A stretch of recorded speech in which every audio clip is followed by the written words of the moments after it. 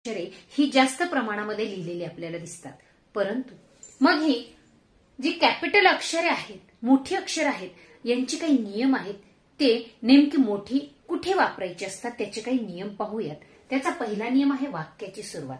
पहा, जेव्हा कोणत्याही इंग्रजी वाक्याची सुरुवात करायची आहे तेव्हा पहिलं अक्षर त्याचं कॅपिटल असतं. जसं my name is Usha. I am working. I, पहा, माय नेम इज उषा. वाक्याची सुरुवात यम या कॅपिटल अक्षराने. त्यानंतर देशाच्या नावाची सुरुवात सुद्धा कॅपिटल अक्षराने होते. जसे INDIA इंडिया,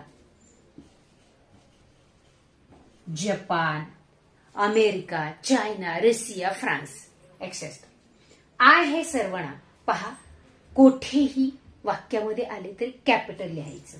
जसे आय एम उषा हे पहिल्यांदा आलं. परंतु मे आय गो आय वाक्यामध्ये कुठेही असेल तरीही आय कॅपिटल लिहिलं जातं. दिवसांच्या नावांची अद्याक्षरे ही कॅपिटल असतात. जसे Sunday, Monday, Tuesday, Wednesday, Thursday as it is. पहा, त्याचा पुढचा नियम आहे महिन्यांच्या नावांचे अद्याक्षरे ही कॅपिटल असतात. मग पहा, जून मधील MAY, मे मधील M या पद्धतीने. शहरांच्या नावाची अद्याक्षरे पहा, पहिलं अक्षर शहराच्या नावाचं capital Solapur, yes capital, B capital. व्यक्तीच्या नावांची अद्याक्षरे सुद्धा पहिलं अक्षर कॅपिटल.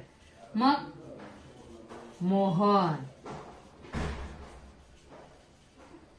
प्रकाश हे या पद्धतीनं कॅपिटल लिहिल्या जातात.